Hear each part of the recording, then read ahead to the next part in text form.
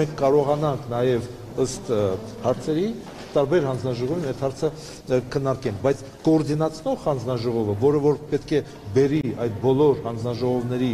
իր հետ, այդպես ասած, քննարկմանը կլինի այդ հանձնաժողովը։ Նայեք, ԵԱՏՄ-ի հետ կապված վաղը մենք կունենանք առողջապահության ընդհանուր, չգիտեմ, մոտեցումներ, ինչի մասին որ խոսել եք։ Տնտեսականը արդեն ասեցի, այնտեղ կան բնապահպանության, վերջերս նաև,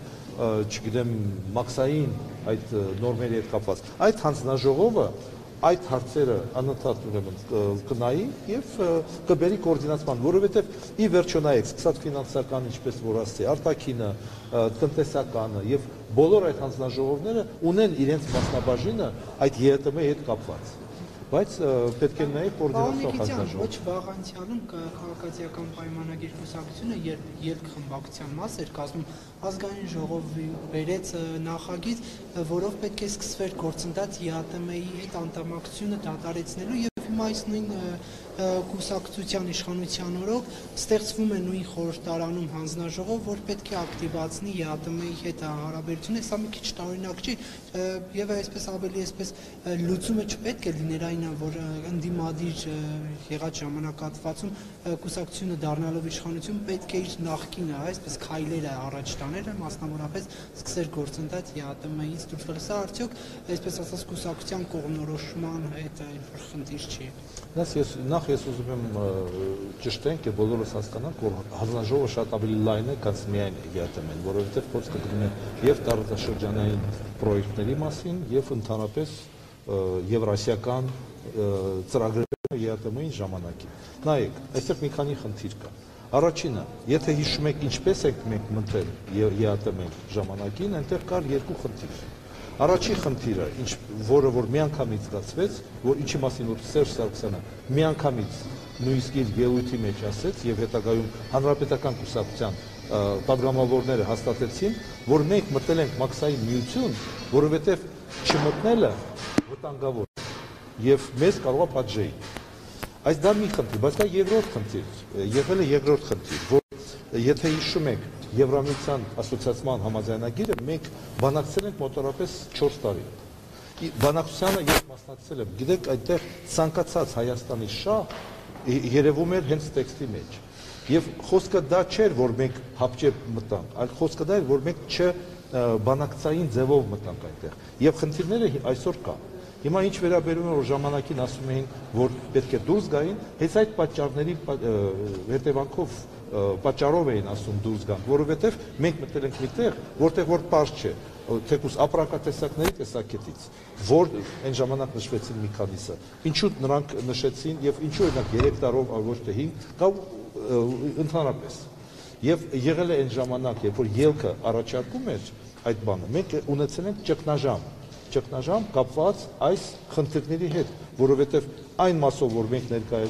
ներկայացնում ենք մեր շահերը, ԵԱՏՄ-ի այն ժամանակ մաքսային միություն էր կոչվում, կարծեմ, թե արդեն փոխված էր, էական չէր։ Հանձնաժողովին ներկայացնում ենք, հանձնաժողովը ասում էր ոչ, որովհետև դա պետք է համաձայնություն լիներ բոլոր անդամ երկրների։ Եվ որևէ շահ մենք այնտեղ չենք տեսնում։ Եվ այն պատճառաբանումը, որ մենք մտել ենք, որովհետև չմտնելը վտանգավոր եւ սխալ էր, չէր բավարարում ոչ ինձ, ոչ էլ այն ժամանակ ելք դաշինքին։ Հիմա շահ տեսնում եք այս։ Հիմա նայեք, վերջերս, փաստորեն, եթե նայենք, հետևենք Նիկոլ Փաշինյանին որպես վարչապետ, հետագայում պաշտոնակատար հարաբերությունները կապված ԵԱՏՄ-ի հետ, ես ինչ եմ տեսնում արդեն որպես ռազմավարություն, որը վաղը կամ մի քանի օրից հետո իմ կարծիքով կլինի կառավարության ծրագրային արդեն ծրագրի մեջ։ Այսինքն, եթե մենք այնտեղ ենք եւ գիտեք դուրս գալը այս դեպքում ես չեմ ուզում ասեմ վտանգավոր, բայց ոչ նպատակահարմար։ Սկզբից փորձենք նայենք, լավ, մենք այնտեղ ենք, ինչ շահ կարող ենք ունենալ, ինչ կարող ենք շահել որպես Հայաստան այս անդամակցությունից։ Ի վերջո շատ է խոսվում հենց իրենց կողմից, թե Վլադիմիր Պուտինի կողմից, թե այլ անդամ պետություններից, որ դա ինչ որ շուկա է, որտեղ որ կարող է մտնել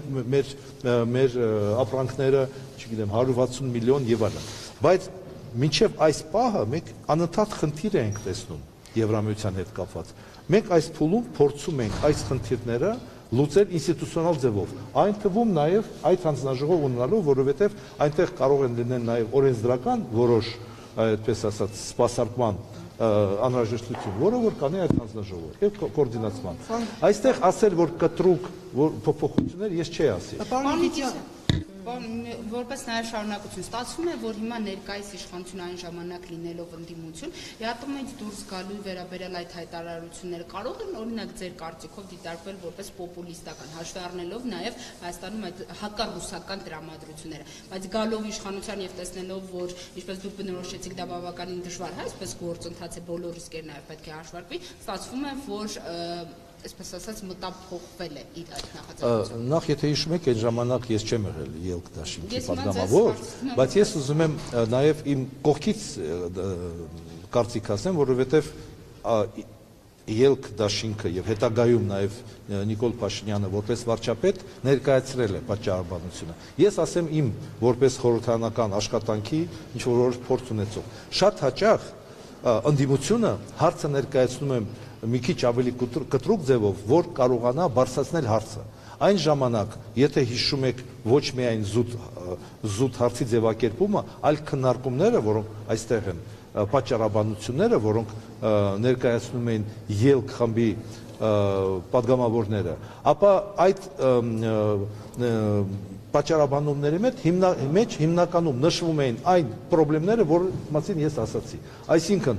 կա մի կառույց, որտեղ Հայաստանը անդամակցել է եւ այդ կառույցը ոչ միայն չի գործում, այլ նա հակառակը խնդիր է առաջացնում մեր արտադրողների համար, թեկուս այս մեր ապրանքներին այստեղից, չգիտեմ, Ռոստով կամ Նովգորոդ, ել չեմ ասում, Սանկտ Պետերբուրգ եւ Մոսկվա հասնելու հետ կապված։ Եվ ստացվում էր այդպես, որ մի կողմից այնտեղ կանոնադրության մեջ նշված էր, որ սկզբունք այդպես ասեք, ձեր ապրանքը իմ ապրանքն է, այսինքն ծագման երկիրը նույնը պետք է լիներ, եւ եթե այստեղ սերտիֆիկատը եղել է, ապա այդ սերտիֆիկատով ապրանքը պետք է այդպես անսահման, առանց խոչընդոտ պետք է հասնել ցանկացած տեղ, որը չէր գործում։ Եվ ելնելով այս իրավիճակներից ելք դաշինքը, իմ կարծիքն եմ ասում, չունենալով այլ ձև ազդելու, փորձեց հարցը այս ձևով բարձրացնել, եթե դա միտեղ կա, որ բացի խնդիրներից ուրիշ ոչ մի օգուտ չկա, եկեք դուրս գանք այդտեղից։ Եվ եթե հիշում եք, դուրս չեկան, չքվեարկեցին, բայց եթե հիշում եք նաև, որոշ ինչ որ հանձնաժողով ստեղծվեց, հետո մեր կոմիտեներ են ժամանակ աշխատում, փորձեցին այդ հարցերը լուծել։ Այսօր այդ հարցերը կառավարությունը եւ հետագայում մենք հարցերը նկատի ունեմ Հայաստանի խնդիրները, մեր արտադրողների, մեր արտադրանքի խնդիրները մենք կբարձրացնենք նաև Իմ քայլը ինչպես է վերաբերվում այդ տեխնացուին Մանեթ Հանդելյանին, պարոն Մելքումյանին եւ Նաիրա Զոհրաբյանին։ Նախ առաջինը կա Դոնտի համաձայնագիրը։ Եվ դա լավ է, բոլոր դեպքերում ուզում են, չենք ուզում, տալիս է հանձնաժողով, ընդ որում այն տեխնացուին, որը որ ներկայացնում է խմբակցությունը։ Մենք սկզբունքի տեսակետից այդ սկզբունքը պետք է ընդունենք եւ այստեղ հարցը անձերի մասին ընդհանրապես չպետք է գնար։ Այսինքն մենք ընդունում ենք ցանկացած առաջարկ խմբակցությունից։ Իսկ իմ անձնական կարծիքը, թե պարոն Մելքումյանի հետ կապված, թե Տիկին Թանդիլյանի լրիվ դրական է, որտեղ ես թե պարոն Մելքումյանի հետ հնարավորություն ունեցել եմ տարբեր բանավեճեր կամ չգիտեմ քննարկումների կապված թե Հայաստանի ֆինանսական, թե հարկային քաղաքականության հետ կապված ունենալ առնչություն եւ Տիկին Թանդիլյանի հետ կապված ես ունեցել եմ նաեւ որոշում թե խմբակցությունը ինչպես է քվեարկելու։ Կողմ են քվեարկելու բոլորին կողմ են քվեարկելու, ոչ իհարկե դա որոշված է, բայց դա նաև պահանջում է այն ժողովրդավարական, այդպես ասած, մոտեցումը, որը արտացոլված է հենց կանոնակարգի մեջ այդ բանաձևի ձևով։ Պարոն Նիկիտյան, կրկին անդրադառնանք այդ տարածաշրջան ԵԱՏՄ եւ տարածաշրջանային հանձնաժողովին, Վահին Ֆիաջյանը մի հետաքրքիր հայտարարություն արեց այսօր ԱԺ-ի լրագրողների զրույցում, նա ասաց, որ իրենք նման Հայաստանի ԱԺ-ում նման հանձնաժողով ունենալու հետ կապված քննարկումներ են ունեցել Ռուսաստանի իշխող կուսակցության հետ,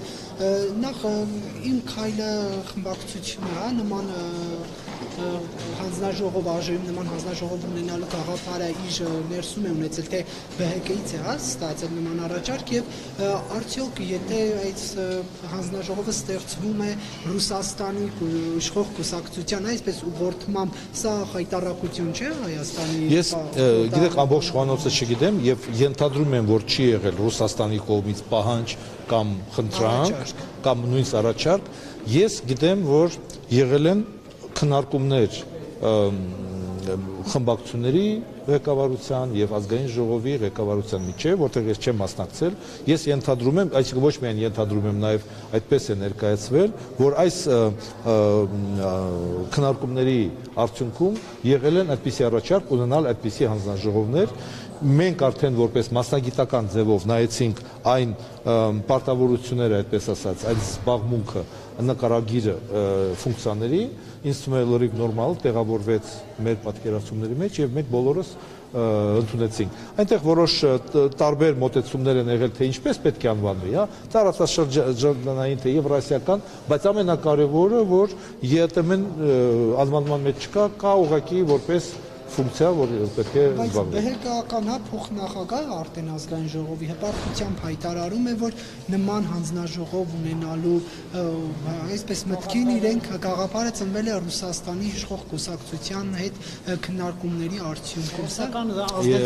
Գիտեք ինչ, ես չեմ բացառում, որ Բարգավաճ Հայաստանի խմբակցության մոտ այդ առաջարկը ծնվեց ինչ որ հարաբերություններ չեմ բացառում, եթե այդպես է ասում պարոն Նֆիաջյան, չեմ լսել, հավատում եմ, այսինքն ընդունում եմ, որ այդպես է, բայց մեր քննարկումը եւ մեր առաջարկը, մեր մոտեցումը ծնվեց մեր խմբակցության նիստի ժամանակ, երբ որ մեզ ներկայացվեց նաեւ այս բանակցությունների որպես արդյունք։ Նաեւ պետք է, գիտեք ինչ, պետք է հաշվի առնենք նաեւ խմբակցությունների առաջարկը։ Նայեք, հա 88 մեծամասնություն ունենք, մենք կարող ենք ասենք, մենք ուզում ենք այս 8 հանձնաժողով կամ 9 հանձնաժողով եւ վերջ։ Այդ դեպքում նույնիսկ կարող այդպես ստացվել, որ հիշում եք նախորդ գումարման ազգային ժողովի ժամանակ ընդդիմությանը որևէ հանձնաժողով չհասներ։ Եվ դա հատուկ արվեց, եթե հիշում եք, հատուկ կրճատեցին։ Մենք այստեղ նայեք, եթե թվի տեսակետից նայեք մեկ ամեն մի խմբակցությանը մի քիչ կլներ ոչ արդար, որովհետև մի խմբակցությունը զգալի ձևով մեծ է, եւ այս բացի բովանդակային, նաեւ թվի քանակի տեսակետից լրիվ տրամաբանական է։ Բարգավաճը ստանում է 2 հանձնաժողով եւ մեկը ստանում է Սա այդպես ստացվեց, թե ինչ եք սպասում ինձանից որպես պատասխան, ես չգիտեմ, որովհետև խոհանոցի, այդպես ասած, միջ խմբակցությունների միջև բանակցությունների ես ոչ միայն չեմ մասնակցել, նաև ցանկություն չեմ ունեցել մասնակցել։ Պետության սուվերենության նկատմամբ անարգանք չէ, Եջինե Ռասիայի հետ։ Դուք նայեք, արդեն ձեր հարցի մեջ ենթադրում եք, որ այնտեղից եղել, ես չգիտեմ, որ այնտեղից է եկել։ Բոլոր դեպքերում դե ուրեմն այդ հարցը տվեք իրեն։ Չէ, դուք որպես Նախ ԵԱՏՄ-ի հանձնաժողով մենք չունենք։ Մենք ունենք մի հանձնաժողով, որը որ տարածքային գործերով է զբաղվում, ես չեմ բացառում, որ այդ տարածքայինի մեջ օրինակ արդեն Սևծովյան տնտեսական ունենք, որը որ Իրանի, Վրաստանի, գիտեք ինչ, ինտեգրացումը մենք չպետք է նայենք որպես այդպես ասած միությունների ստեղծում։ Տնտեսական տեսակետից դա նաև այն տարածաշրջանային ծրագրերն են տնտեսական, որտեղ դու մասն ես կազմում։ Չեմ ուզում հիմա օրինակներ բերենք, որովհետև դա մի քիչ դիվանագիտության տեսակետից սխալ կլինի, բայց վերցնենք զուտ տեսականորեն այն ճանապարհը, որը պետք է գնա հարավից դեպի հյուսիս, որտեղ որ կառնչվեն մի քանի տարածաշրջանի հետ կապված պետություններ, Հայաստանը պետք է մասնակցի, դա նաև համարվում է ինտեգրում կներեք։ Ճիշտ հասկացեմ, որ ոչ նպատակահարմար եք համարում, եթե մեզ դուրս գալիս Ոչ թե մենք այդ հարցը չկա օրակարգում, որ մենք դա քննարկենք եւ ես լսեմ պատճառաբանությունները եւ եզրակացություն անեմ։ Այդ հարցը որևէ մեկի կողմից այսօր չի շոշափվում եւ չի բարձրացվել։ Առայժմ կա մի խնդիր, այնտեղ անդամակցել ենք եւ փորձենք այդ անդամակցությունը, չգիտեմ, զարգացնենք, թե ունենանք այնտեղից պրագմատիկ կորեն որևէ այդպես արդյունք եւ շահ։ Փորձենք, Ընդ որում եթե տեսնում եք առայժմ ԵԱՏՄ-ի մյուս անդամ երկրները ամեն անգամ չէ որ Հայաստանին ճիշտ ձևով են հասկանում եւ երբ որ մենք մեր շահը առաջ ենք տանում այդ շահի առաջ տանելը նրանք որոշ դեպքում ընդունում են մի քիչ ոչ բարի ձևով որովհետեւ նրանք սովոր չեն որ Հայաստանը ոչ միայն շահը ներկայացնում այլ ընդհանրապես առաջարկություններ անի հիշեք այսօր այս փուլը պետք է անցնենք պետք է փորձենք հասկանանք այդ ի վերջո կառույցը օգուտ բերում է մեզ տնտեսապես թե ոչ։